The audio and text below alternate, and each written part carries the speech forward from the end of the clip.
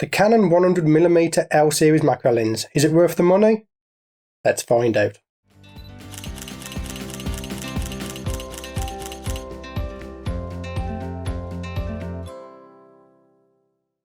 Hello, my name is Stewart Wood and welcome to my YouTube channel. If this is your first time here, then click the subscribe button so you don't miss any free content. Now, in this video, I'm going to give you my real-world review of the Canon 100mm f2.8 L IS USM Macro lens. The EF 100mm f2.8 L Macro IS USM lens has a true macro magnification ratio of 1:1, meaning the object you are photographing in real life is the same size as on your camera sensor. The lens is an EF mount lens, so please check your camera compatibility before buying it. All the tests that I conducted were done on the Canon 80D, which is a crop sensor camera.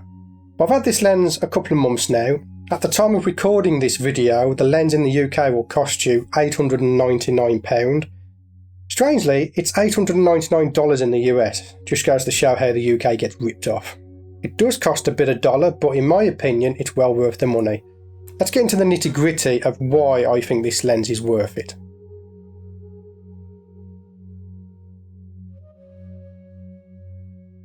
So this lens is made out of a high quality plastic. It weighs in at 625 grams, but we do have a metal lens mount on the end there.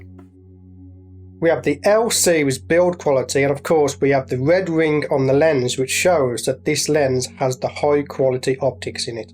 The lens is dust and moisture resistant, but that's not something I really want to test out on my lens.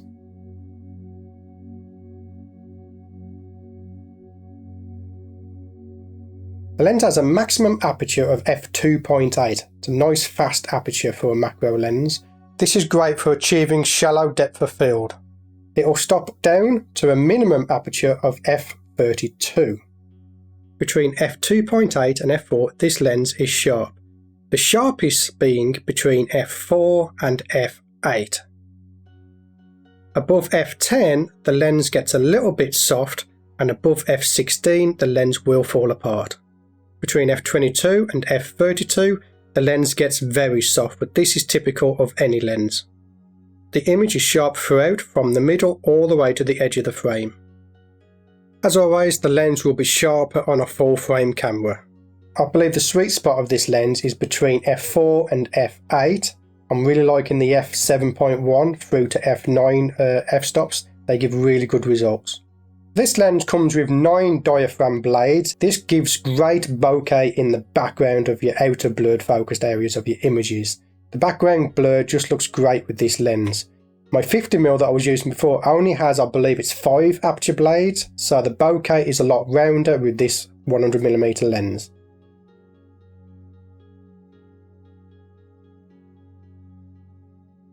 There is some slight vignetting when the lens is wide open at f2.8, but this is easily corrected in Lightroom. The vignetting is gone when we stop up to f4 or above. There is hardly any chromatic aberration from what I have seen from this lens.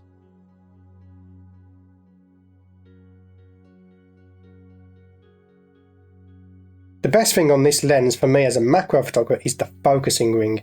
It gives me so much freedom to move around and focus on my subject that my 50mm on extension tube just couldn't do. Being able to attach a trim macro flash to this lens and still have a focusing ring is a great option.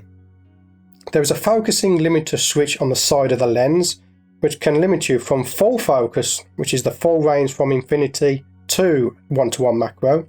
You can limit it to 0.5 meters to infinity, or 0.3 meters to 0.5 meters. But generally, if I'm using it on 1:1, I will go into manual focus. Now this lens does do a little bit of focus seeking when you are at 1:1, but like I said before, if I'm at 1:1, generally I'm on manual focus. We have a switch to turn the autofocus on and off. The autofocus actuator is a full-time manual focus, which means even if I have the switch set to autofocus, I can still fine-tune my focus using the focusing ring manually. The focusing is fast and quiet.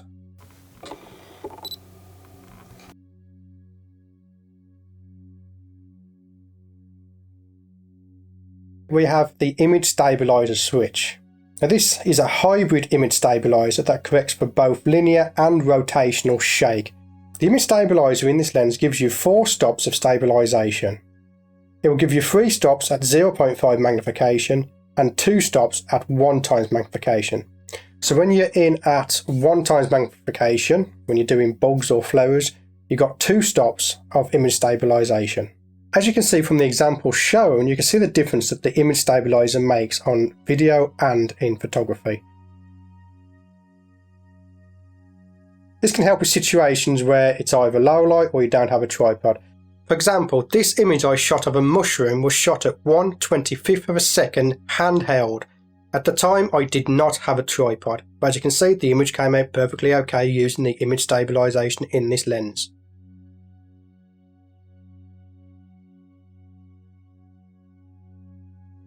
The lens has a 67mm filter thread, which I find quite awkward to put filters on. Sometimes if you don't turn the filter enough they can drop off. So you have to ensure that your filter grips the lens and tighten it up quite tight to make sure it doesn't drop off.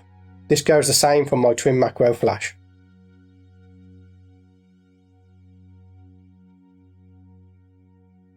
For video work, I'm really loving this lens. I'm using it for my B-roll, I'm using it to video my spiders. The fact I have this big focusing ring makes it very easy to focus during video work. As you can see from the examples, it gives great results on my 80D.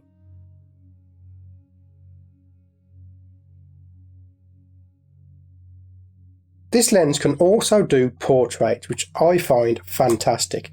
From a macro photographer point of view, it's great to be able to photograph a flower or an insect, be able to turn around and photograph my children without changing lenses. That is absolutely great.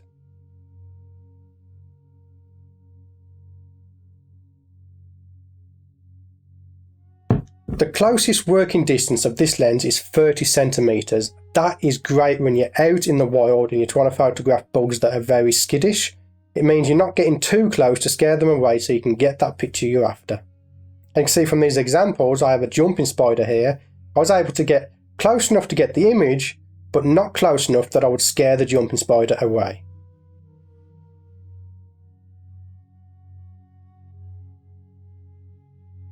That's all the technical stuff out the way. I want to give you my real world review of using this lens coming from the 50mm that is currently filming now. As you know, if you're a subscriber to the channel, you know I use the 50mm with the extension tubes. And the bonus of being able to use this lens is the first one is having that focusing distance. Being able to have a much bigger focusing distance is great when you're out in the field. The 50mm is great in the studio, but when you get out in the field it's very hard to photograph something without it jumping away. So that focusing distance on this lens is fantastic. Okay, now when I put my twin macro flash on the 50mm, I don't have access to a focusing ring. On the STM version of the 50mm you do have a focusing ring, however mine I don't, but having this massive focusing ring is fantastic. We also have a focusing indicator just here, which is great for video work. If you're doing manual focus, that is fantastic.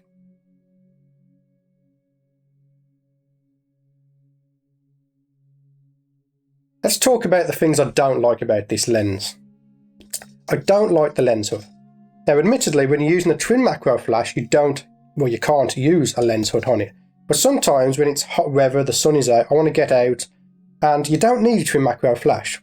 But when you put this onto the front of that lens, your maximum working distance is greatly reduced because your insect is going to be about here, okay? And that lens hood will scare away the insects. I found that it wasn't really that viable to use it. And also, this is just nitpicking. When you have it on the lens like that, you can't use the lens. Okay, I haven't even got access to the buttons. On my other L series lens, I can use the buttons and the focusing while this lens hood is on the camera. Nitpicking, that doesn't matter, okay?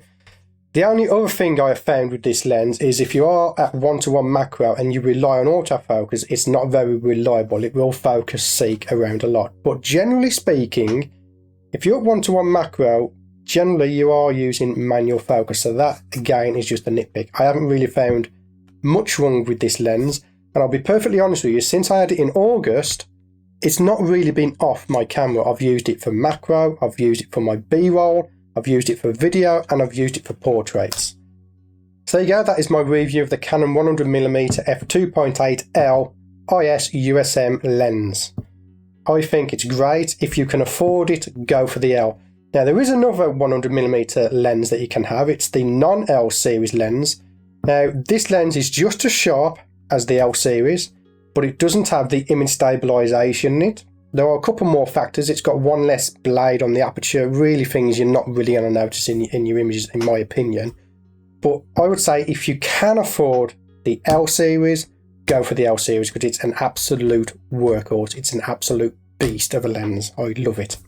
Anyway, I hope you found this video useful. If you have any questions, then please leave them in the comments below. I do try to reply to all of the questions. But for now, I want to thank you for watching this video and getting to the end of it. If you liked it, give it a thumbs up. If you're not subscribed, then subscribe if you haven't done already. It's much appreciated. It does help out the channel. My name's Stewart Wood, and for now, I'll see you on the next video.